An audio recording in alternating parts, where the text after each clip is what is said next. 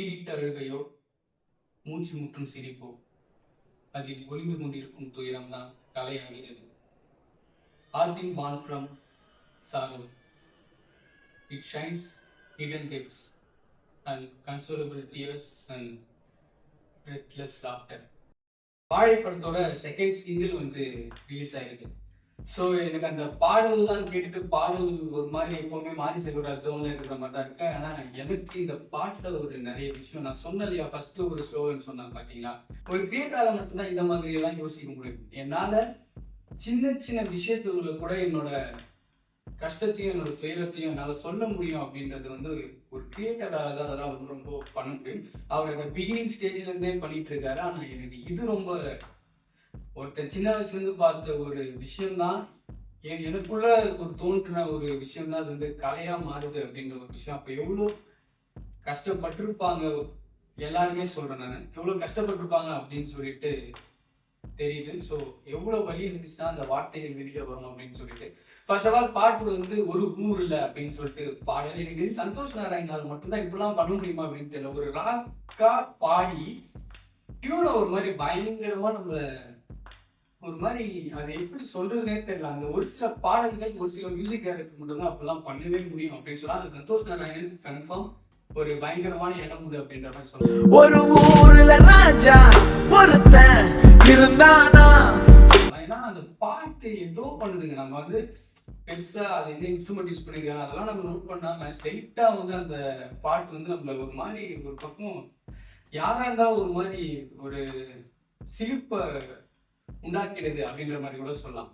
So பாடல் சனமே பாடுறாரு, ஒரு ஊர்ல ஒரு ராஜா இருந்தா அப்படின்னு சொல்லிட்டு அதெல்லாம் பாடுறது ஒரு மாதிரி பயங்கரமாச்சு. லிரிக்ஸ் மாரி செல்வராஜ் எழுதிருக்காரு. எனக்கு ஓவராலா எப்பவுமே மாரி செல்வராஜ் ஒரு பாடலுக்கும் அதான் சொல்றேன், சின்ன சின்ன விஷயத்தெல்லாம் மெனக்கிடுறது. நான் கிடைக்கிற விஷயத்துல நான் சொல்ல வேண்டியதை நான் எப்படியாவது சொல்லணும் அப்படின்ட்டு அந்த ஸ்லோகன் ஸ்டார்ட் பண்ணி இந்த வீடியோ இந்த சாங்கோட ஒரு வீடியோ பண்ணிருந்தாங்க. அதுவே ஒரு கதை சொல்லுது. மாரி செல்வராஜ் போய் ஒரு தேட்டர்ல ஒரு படம் பாக்குற மாதிரி அவரோட விஷயத்த பாக்குற மாதிரி பண்ணிட்டு அதுல சந்தோஷ் நாராயணன் பாடுறது, அதுக்குள்ள அந்த சின்ன பையனோட ஒரு விஷயம் அதெல்லாம் ஒரு மாதிரி சூப்பரா இருக்கு. எனக்கு அதை ரிலேட் பண்ணும்போது அவரோட சின்ன விஷயத்துல சின்ன வயசுல நடந்த ஒரு விஷயத்த தான் எனக்கு தெரிஞ்சு படம் எடுத்துருப்பாருன்னு தோணுது. அவர் பாக்குற அந்த ஸ்டைல்லாம் அது ஒரு மாதிரி செம்மையாச்சு. அதே மாதிரி ஒரு பிளாக் அண்ட் ஒயிட் ஃப்ரேமிங்கோ அவருடைய கிராஃப்ட்ல எவ்வளவு பயங்கரமான ஆளுன்றது எனக்கு ரொம்ப பர்சனலாகவே அவரோட கிராஃப்ட் ரொம்ப ரொம்ப பிடிக்கும். ஸோ அதில் எனக்கு இந்த பிளாக் அண்ட் ஒயிட்லாம் வச்ச ஷார்ட் டிவிஷன் அதெல்லாம் வேற லெவலில் இருந்துச்சு. லிரிக்ஸ் பற்றி பேசுனா ஒரு மாதிரி சூப்பராகவே இருந்துச்சு. ரொம்ப சிம்பிளான லிரிக். ஏன்னா குழந்தையோட வலி அப்படின்றதால குழந்தை எப்படி பேசுமோ எப்படி அவனோட வலியை சொல்லுமோ அதுக்கேற்ற மாதிரியே லிரிக் எழுதுனதெல்லாம் ஒரு மாதிரி பயங்கரமா இருந்துச்சு. ஒரு ஊர்ல ஒரு ராஜா இருந்தான், அவன் சொல்லும் கதையெல்லாம் கண்ணீர் தான் அப்படின்லாம் சொல்ற ஒரு விஷயம் மேல வானம் கீழே பூமி நடுவில் தான் பாரம் அப்படின்னு சொல்லிட்டு அவன் நிமிர்ந்து பார்த்தா வானம் புரிஞ்சு பார்த்தா பூமி லிரிக்காவும் ஒரு மாதிரி நம்மள ஏதோ அப்படின்ற மாதிரி சொன்னா. அப்புறம் காக்கா கதை கேட்கும் போது யானை முகம் தெரியும், யானை கதை கேட்கும் போது பூனை கதை தெரியும், பூனை கதை கேட்கும் போது நாய் குலைக்கும் அப்படின்னு சொல்லிட்டு ஒரு மாதிரி கதை கேட்கும் போது யானை மூஞ்சி தெரியும், யானை கதை கேட்கும் போது பூனை சத்தம் கேட்குது, பூனை பயங்கரமாவே இருந்துச்சு அப்படின்ற மாதிரி சொன்னா. ஏன்னா உண்மையிலே சூப்பராகவே இருந்துச்சு.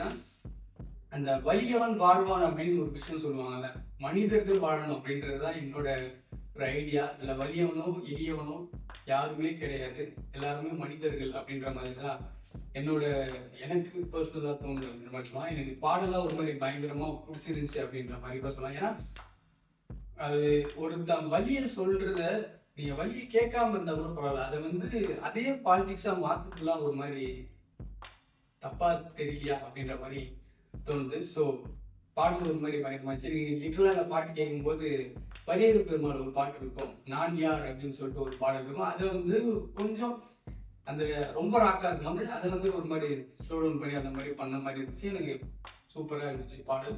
ஆனால் அந்த ஸ்லோகன்லாம் சான்ஸே கிடையாது அப்படின்ற மாதிரி. ஏன்னா பொதுவாகவே எந்த ஃபிலிம் மேக்கருக்கும் இந்த மாதிரி ஒரு கான்டெம்பரரியான ஒரு விஷயத்தை பேசுகிற எல்லா ஃபிலிம் மேக்கருக்குமே ஒரு விஷயம் கான்ட்ரவர்சியலாக ஒரு கான்டெம்பரரி பேசுகிறவங்களுக்கு கான்ட்ரவர்சி கன்ஃபார்ம் வந்துடும்.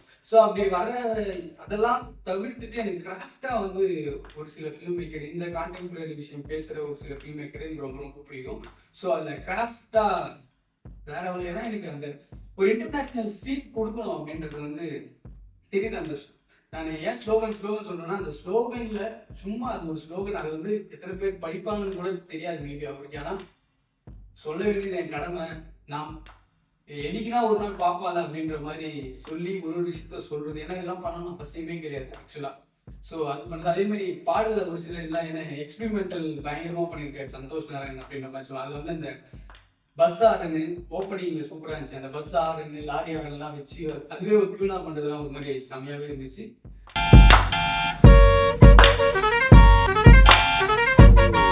பாடல் வேலை வச்சு அதுக்கப்புறம் பாட்டு ஒரு பக்கம் டிராவல் வந்து டக்குன்னு ஒரு தமிழ் சத்தம்லாம் வருது. அதெல்லாம் ஒரு மாதிரி பயங்கரமாச்சு.